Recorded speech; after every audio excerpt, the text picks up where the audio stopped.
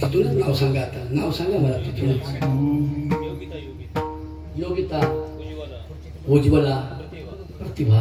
योगिता, उज्ज्वला, प्रतिभा, प्रकाश ही नातवंड म्हणजे काय? हे कमलाबाई म्हणजे तुळस आहे. कमला तुळस उगवली होती, कमला तुळस उगवली होती, वाळुंजाच्या वृंदावनी कमला तुळस उगवली होती. एक दुर्दैव तुळस, पण निष्ठेनं जगणारी तुळस. सासर घरच्यांनी उपहास केला तरी सासर घरच्यांचा मान कधी मोडला नाही. तिला विचारा, कमलाबाई किती वेदना ग तुला. एकटी सुनीता पोटाला आली, तुळशीचं मंजुळ, आणि त्या मंजुळाला ही फुटली मंजुळ. प्रकाश, योगिता, उज्ज्वला, प्रतिभा ही सुगंधी फुलं आहे. प्रकाश प्रिय आहे गावात. प्रकाश भाऊसाठी तर आम्ही आलो का अनिल शेठ. घराण्यामध्ये संपत्तीपेक्षा संतती चांगली व्हावी लागते. घराण्यामध्ये तुमच्या जवळ किती बंगले आहे, किती पैसे आहे, किती बँक बॅलन्स आहे, हे लोक नाही पाहत. तुमचं पोरग गावात टवरी हिंडतय का? तुमचं पोरग घरासाठी काही करतय का? मोकार फिरतय? आमच्या आनंदीत खूप पोरं आहेत अशी मोकार हिंडतात, काहीच नाही. 15-15 वर्ष तिकडं गाव सोडून, आई सोडून, बाप सोडून. अरे काही नका करू, पण आपल्या आई वडिलांजवळ राहा, त्यांच्या मायेत राहा. आणि तुम्हाला नाही कर्तृत्व करता आलं तरी आयुष्यभर तुम्हाला फक्त जगामध्ये आई वडिलांशिवाय कोणी सांभाळणार नाही.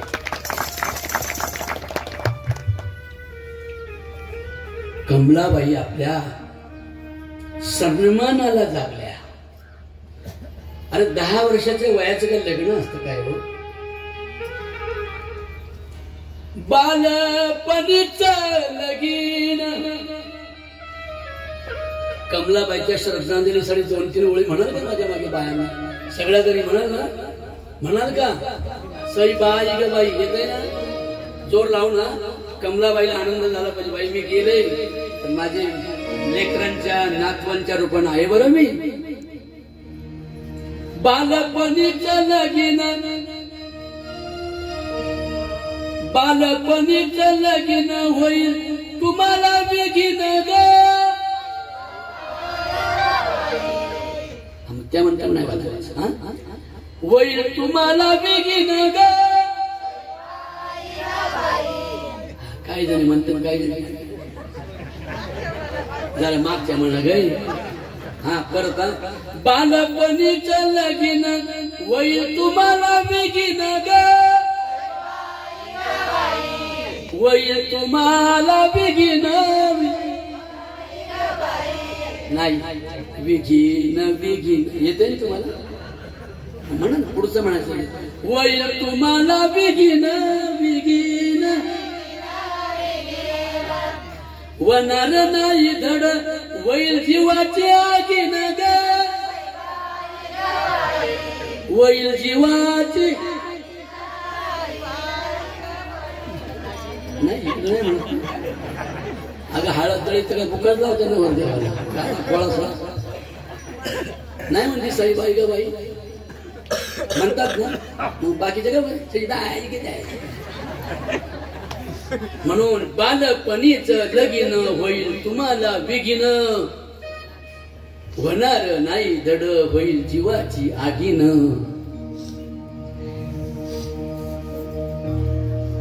18 वर्षाची नवरी 21 वर्षाचा नवरा ग,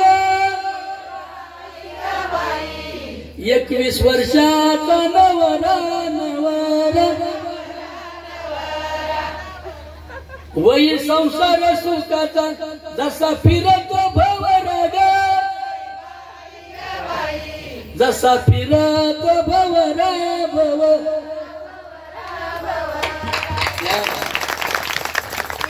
माझी कमलाबाई, माझी आजी, सुनीताताईंची आई, गोरखदादांच्या सासूबाई, यांच्या आजी, सांगू तुम्हाला, एक संन्यस्त सुगंधी तुळशीचं रोपट होतं असं म्हटलं तरी वावगं ठरणार नाही. तुळस होती ती तुळस. तुळस माहिती कशी आहे? तुळस उन्हा वादळात वाऱ्या पावसात तुळस जशी माझ्या बापाच्या अंगणात ऊन ताण सहन करून नांदते, तशीच मी त्या आधाण यांच्या घराण्यामध्ये मी नांदून दाखवील. ते नांदून दाखवण्याचं काम तिने आयुष्यभर स्वैर फिरली. पण त्या आधाण्यांच्या घराचं एक फूल तिच्या अंगावर उमटलेली, ती तुळशीच्या अंगावरची ती एक मंजुळ म्हणजे सुनीता, तिला सांभाळून मोठी केली. तिला विचारा, कमलाबाई आजी किती त्रास घेतलास ग? लोकाच्या शेतावरी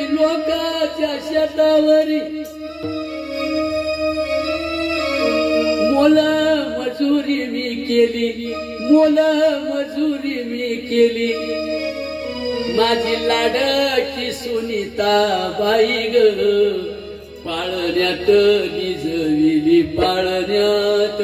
निजविली. हाडाची झाली काढ जशा कापसाच्या वाती, कमळाबाईच्या माझ्या देहाची झाली माती. माझी आई देहाची माती झाली ग तुझा जन्मभर. संसारात पराजय झाला पण नांदण्यात पराजय केला नाहीस. ही खरी तुळशी सारखी पतिव्रता म्हणजे कमलाबाई होती. माझ्या माहेरीचा श्रीमंतीचा थाट इसकाटून गेली माझ्या संसाराची वाट. तरी नाही हो घाबर, स्वैर फिरली माझी आई. वेदनेचं गाठोडं, चिंतेचं गाठोडं डोक्यावर घेऊन एकट्या लेकरासाठी जगली हो. सासर घरच्या लोकांनी तिला आपलं नाही म्हणालं. सासर घरच्या लोकांनी तिला आपलं म्हणालं नाही, पण सासरच्या लोकांना आयुष्यभर आपलं म्हणत कुठे कुठे फिरली जगली, पण सासर घरचा सन्मान त्याने सोडला नाही. कपाळाचं कुंकू माझ्या जन्माला जाऊ दे. प्रकाश आजोबा नाही, तिकडचा आजोबा गेला, पण तिची नव्हती इच्छा जावा. त्याचं नाव पतिव्रत आहे. उन्हा वादळात वाऱ्या पावसात तुळस वाढली माझ्या बापाच्या दारात. म्हणून कमलाबाई म्हणायच्या, नांदायाच तस मला त्या सासर घरात.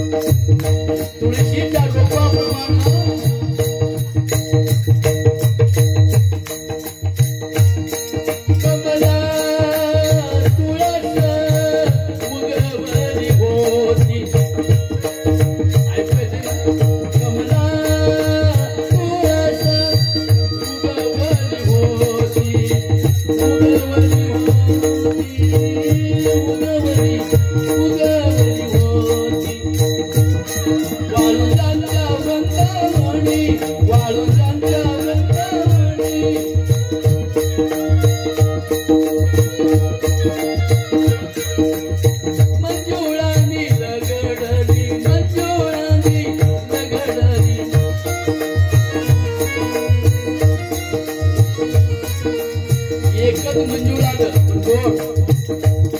सुनीताताई गोरख पाटलांच्या झाले प्रकाशाचा एक चांगला कर्तबगार सूर्य जन्माला आला सुनीताताईंच्या पोटी आणि कमलाबाईच्या जन्मांचं सार्थक झालं.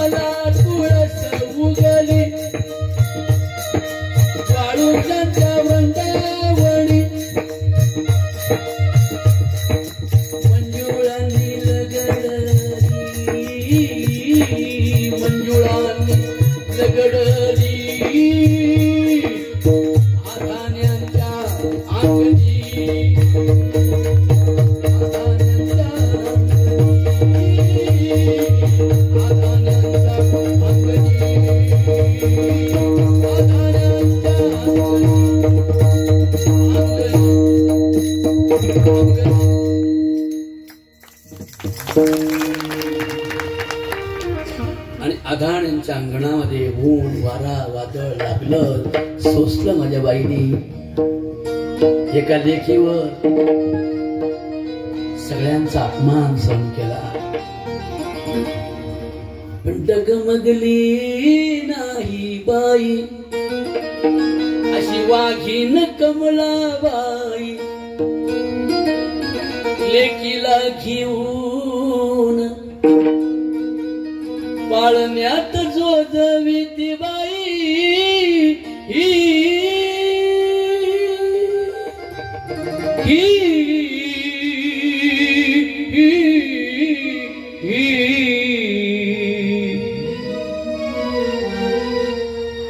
मग मनाला ठरवलं नाही नांदणं होत ना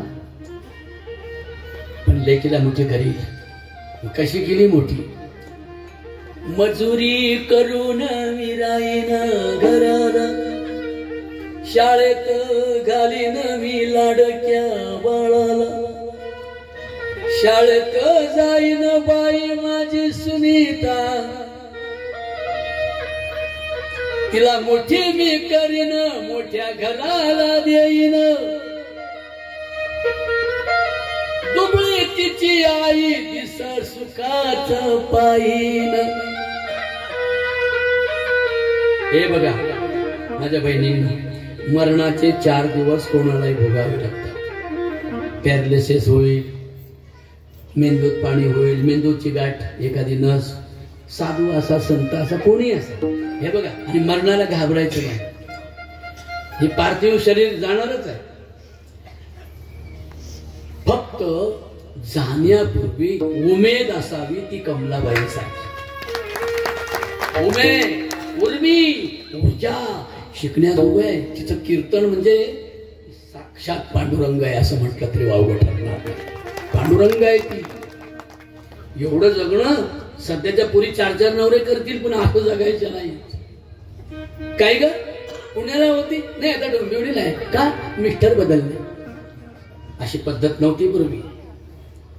काय जगली ती, काय वेदना, काय दुःख भोगली. पण स्वप्न एकच होत. पोटी असलेली लेक तिचा संसार सुखाचा डोळ्यानं पाहिला. मग कसंही मरण येऊ द्या, घाबरू नका मरण. मग विचारात कमलाबाईला का ग एवढ्या हालापेटा सहन केल्यास? का ग सद्वर्तानं वागलीस? का ग चांगलं वर्तन ठेवलंस? का ग पवित्र कर्मानं वागलीस? का पातिव्रत्याने वागलीस? सासर घरच्यांनी पाहिलं नाही तरी का सासर घरच्या नावाचं कपाळाचं कुंकू? कमलाबाई म्हणायची. कमलाबाई म्हणायची कमलाबाई म्हणायची कपाळाचं कुंकू माझ्या जन्माला जाऊ दे. विचार या बाया किती दुःख भोगतील नवऱ्याचं, पण आनंद कशाच त्यांना विचारा. कपाळाचं कुंकू माझ्या जन्माला जाऊ दे आणि आयुष्याचा जोडीदार कसा असला तरी जगू नये. हे पातिव्रत्य कमलाबाईंचं. विचारा कमलाबाईंना. कमलाबाई या या या दादा इकडे या. कमलाबाई एवढं का सोसलं ग बाई? का वेदना सोसला एवढ्या? कशासाठी एवढा अट्टहास होता तुझा? सुनीताबाईला मोठं करायचं, लहानचं मोठं करायचं, तिला शाळेत घालायचं, तिथं लग्न करायचं, तिचा संसार डोळ्यानं पाहायचा. गोरखदादांसारखा एक चांगला सुपुत्र जावई मिळाला. परत परत सांगतो, प्रकाश दादासारखा एक सुपुत्र जन्माला आला आणि नातू चांगला निघाला. हा सगळ्यात तिचा शेवटचा विजय असेल तर नातू गावामध्ये समाजात प्रिय निघाला. आणि तीच म्हणते, कमलाबाई म्हणते, शेवट तो भला.